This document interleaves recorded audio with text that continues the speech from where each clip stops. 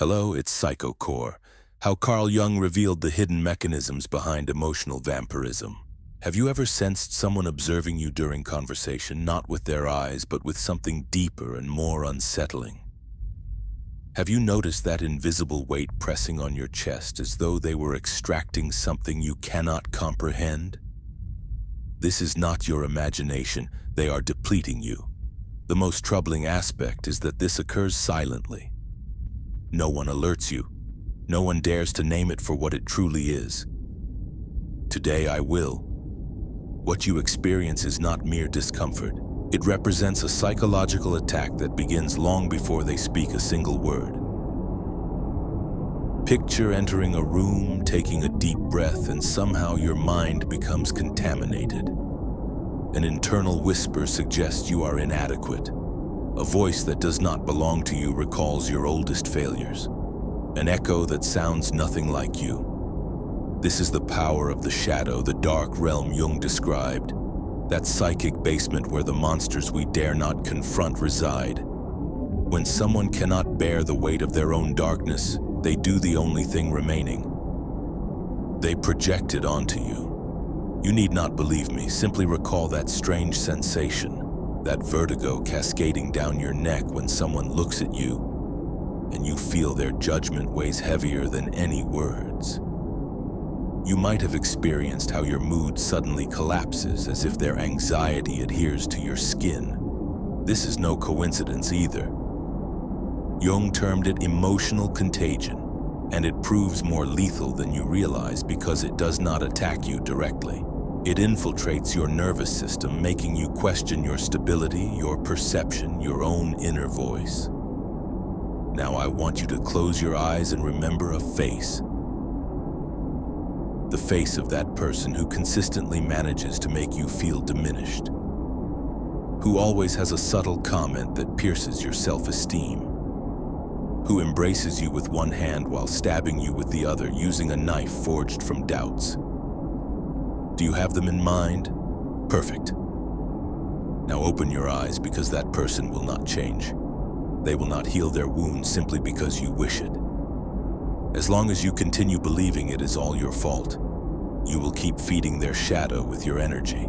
Today I will show you the root of this poison. I will teach you why certain individuals live by unloading their emotional refuse onto others, how to identify them before they cross your boundaries, and why, if you do not learn to recognize them, you will become a living container for other people's misery. This is not a moral tale. It represents a surgical dissection of what Jung called the darkest mechanisms of the psyche. The projection that distorts reality, the emotional contagion that transforms your calm into anxiety. The shadow that makes you a receptor for everything they cannot bear to see. Want to know the most disturbing part? You can also be that energy thief without realizing it, because we all possess a shadow, and the more you deny it, the hungrier it becomes. Stay with me if you have the courage to peer into the well where your own miseries mix with those of others, because once you understand this game, you will never again allow anyone to drain you without your consent. I want you to pay attention to this detail. While you wonder why you feel so exhausted after certain conversations, there is a phenomenon acting in the background, quieter than projection, more insidious than emotional contagion. I am discussing unconscious mirroring, that compulsion to adopt others' internal states even if they destroy you. Few people know it by name, but you have lived it. You experience it when you spend time with someone consumed by resentment, and you end up thinking everyone conspires against you. When you surround yourself with someone who feeds off victimhood, and unknowingly you start perceiving life as a long chain of injustices. This mirroring is a kind of psychic mimicry, an automatic absorption of others' emotions that colonize your mind until you cannot distinguish which thoughts are yours and which are not. Jung hinted that this mutual contamination happens because we share a common territory, the collective unconscious. There lie symbols, fears, and desires that no culture can fully domesticate, but there is more. People trapped in their shadow develop an instinctive ability to awaken your own dark side. They do not do it out of conscious malice, but because their psyche needs validation. If they are resentful, they need you to be too. If they fear betrayal, they will do everything to make you distrust those around you. If they feel insignificant, they will try to diminish your achievements until they seem accidental. This unconscious mirroring is a defense mechanism as old as the human species. It was born in times when belonging to the group was more important than any individuality. If one trembled in panic before a predator, the rest had to tremble with them. If one filled with suspicion, the others had to share it or risk being exposed. But in our time, that same impulse to imitate others' internal states becomes a slow poison that fractures your ability to choose how to feel. Have you ever wondered why, after talking to someone with a defeatist outlook, you feel an inexplicable tiredness? It is because your mind absorbed their perspective like a sponge soaked in dirty oil. Without knowing it, you allowed your nervous system to synchronize with theirs. You internalized their despair as if it were yours. And here is where it gets complicated. The more time you spend with these people, the more your identity dilutes. You begin to doubt your own judgment, your decisions, even your worth. Because if their anxiety becomes your anxiety, if their misery becomes your misery, who are you really? Jung believed the price of living in society was the constant risk of being contaminated by collective emotions. But it is not an inevitable fate.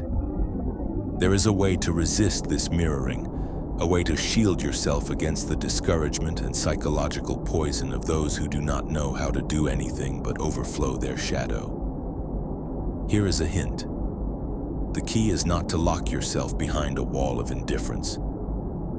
True protection comes from something more complex, from recognizing without blinking which parts of you are available for others to manipulate. Because if unconscious mirroring traps you, it is because your personal shadow is craving company. Think about this. No one can implant in you an emotion that does not have an anchor inside you. If they manage to sow rage in you, it is because some seed of anger was already germinating in your psychic underground. If they fill you with guilt, it is because you had been collecting reproaches for some time without daring to look at them head on. It is not a pleasant diagnosis, but it is the only door to emotional freedom. Now I want you to take a deep breath and ask yourself a brutal question. What emotions of others am I willing to absorb because it is easier than facing my own? Maybe the answer will make you uncomfortable. Maybe you will discover that you have become a useful container for others' shadows because that way you avoid descending into your own abyss. And here is where the most perfect trap happens. While you believe they are the ones contaminating you, in reality, you are actively participating in that toxic symbiosis because unconscious mirroring can only flourish in silent complicity. I warn you, if you do not identify this pattern, if you do not take responsibility for your part, you will never recover your energy. You will never be able to look into the eyes of those who live draining others without feeling that stab of guilt that paralyzes you. Jung expressed it with a harshness few dare to quote. What you deny subjugates you. What you accept transforms you. If you do not accept that your psyche cooperates with the emotional invasion, you will continue to be fertile ground for all the miseries others refuse to manage. But if you accept it, if you recognize your share of participation, suddenly a crack of freedom appears. A freedom that does not depend on shutting the door to everyone, but on cultivating such sharp discernment that no unconscious mirroring can deceive you. Because when you clearly see what they try to deposit in you, you stop being a passive guest. You become the guardian of your own inner territory. Now tell me, are you ready to stop being the extension of others' shadows? Or will you keep giving your energy to those who have not learned to hold their own chaos? And while you think about all this, I want you to ask yourself another, even more uncomfortable question. What happens when all that shadow you absorb, all that unconscious mirroring you allow, starts to distort your perception of reality? Because here is where something almost no one talks about comes into play. Shared distortion. It is a phenomenon so subtle that it can take years before you realize you no longer think with your own voice. Shared distortion happens when several people, even an entire group, start to feed each other's projections, fears, and insecurities until they create a bubble of collective madness. Jung called it mystical participation. It is that state where you no longer distinguish where your mind ends and others begin. Does it sound familiar? It is like your opinions dissolve, like your certainties blend with theirs, and in the end, there is nothing solid to hold on to. This does not happen only in sects or fanatic groups. It happens in families, in companies, in friendships that have gone too many years without questioning anything. It happens every time you surround yourself with people who keep feeding the narrative that everything is unfair, that the world is against you, that nothing is worth the effort. And if you spend enough time listening to that sad song, one day you realize you hum it without noticing. And do you know what is the most perverse thing about this shared distortion? That it makes you feel like you finally belong to something, that your anxiety has company, that your rage is justified because everyone around you feels the same. And so without anyone ordering you, you begin to defend those emotions as if they were your flags, when in reality what you defend is a collective fiction that devours you from within. If you have not felt this invisible prison, consider yourself lucky. But if right now your stomach tightens because you recognize that feeling, it is time to make decisions. Because no one is going to break that bubble for you. No one is going to return your clarity if you are not willing to rescue it yourself.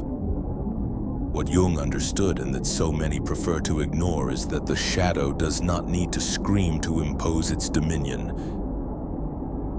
It is enough for you to get used to its voice until you believe it has always been there. That is why one of the greatest acts of courage is to ask yourself if everything you believe, everything you feel, everything you fear really came from your experience, or if you inherited it from others like an emotional virus. Do not underestimate this contagion. It is more common than you imagine. Sometimes it camouflages itself under the appearance of solidarity. Other times it disguises itself as blind loyalty, but its essence is always the same: to dissolve you, to turn you into an extension of emotions that do not belong to you. If you want to break that spell, you will have to learn to be alone with yourself and endure the silence. Because while your mind is crowded with everyone else's voices, you will never hear your own. Here comes the dilemma. Shared distortion is comfortable. It exempts you from thinking. It saves you uncertainty. It lets you blame the outside for everything that does not work in your life.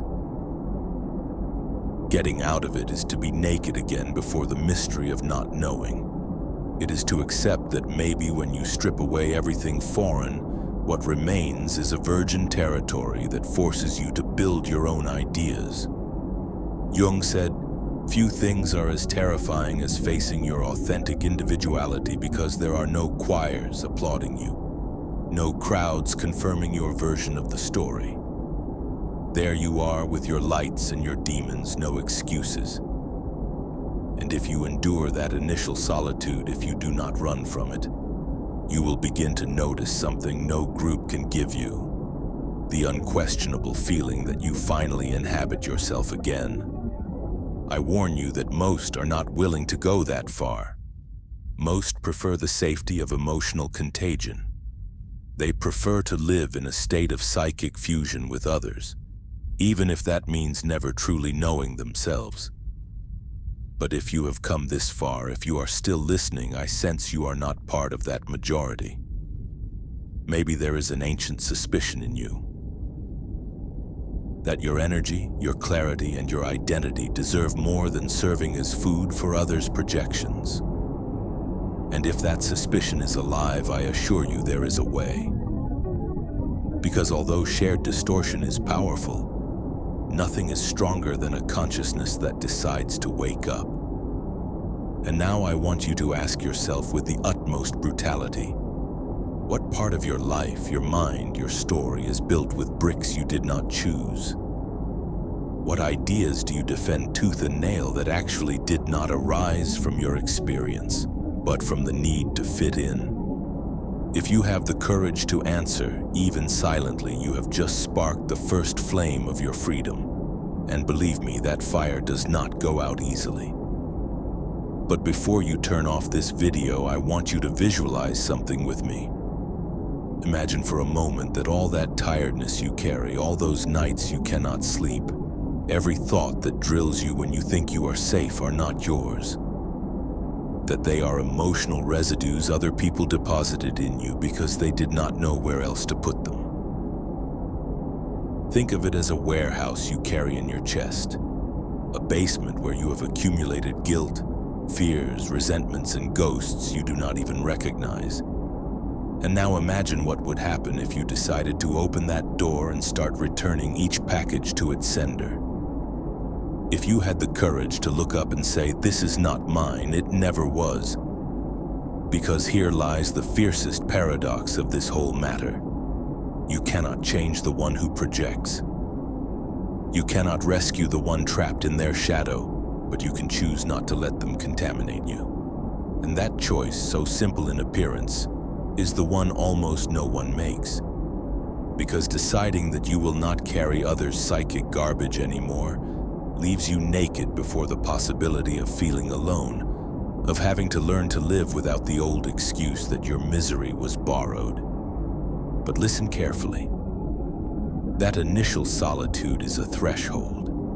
Most turn back before crossing it because they prefer the shared poison over the silence of personal responsibility. You, on the other hand, can do something different. You can choose not to be anyone's emotional landfill. You can turn your mind into a sacred ground where only you enter with your truth, with your legitimate chaos, with your own shadow, which at least is yours and not a reflection of others' fears. Jung wrote that what each person fears most is not their darkness, but the possibility that their light forces them to change. Because if you stop absorbing others' shadow, if their judgment stops mattering to you, if their anxiety does not manage to entangle you, then you have to face something that gives vertigo. You have always had the power to decide who enters your mind and who does not. And that, my friend, is a discovery that burns everything that came before. If you have felt that spark, if something inside you has awakened even for a moment, I want you to protect it as if it were the most valuable thing you have. Because clarity does not come in a single blow. It comes in small revelations that if you do not honor them, go out. Before I say goodbye, I want you to do one more thing. I want you to go down to the comments and write a phrase that commits you to yourself. Today, I begin to return what is not mine. Write it not for me, but for you. Because when you declare something out loud, even in an anonymous comment, you start turning it into reality. And if this video has moved you, if it hurt you a little because it showed you what you have been hiding for too long, subscribe, not to fatten a number on a screen, but to remind you there is always a place where these uncomfortable truths are spoken that few dare to face. Subscribe and turn on the bell, because the next time you feel something draining you, I want you to know here we will keep dismantling the lies your mind feeds on. And now, before you close this window, I leave you with one last image. Imagine that all the noise others deposited in you is a swarm of insects. Every projection, every emotional contagion, every shared distortion, a buzz that does not belong to you, too. And suddenly you give yourself the freedom to open your hands, open your chest, open your pores, and let it all fly away without fear, without remorse, as if it had never been yours, because it was not. breathe. Feel the silence left when the swarm goes away. That silence is the place where your true voice begins. Thank you for staying until the end. Thank you for listening to what many prefer to keep silent. And remember, those who dare to clean their shadow are the only ones who can shine without asking for permission. If you enjoyed this video, support the channel. Like, share, and subscribe.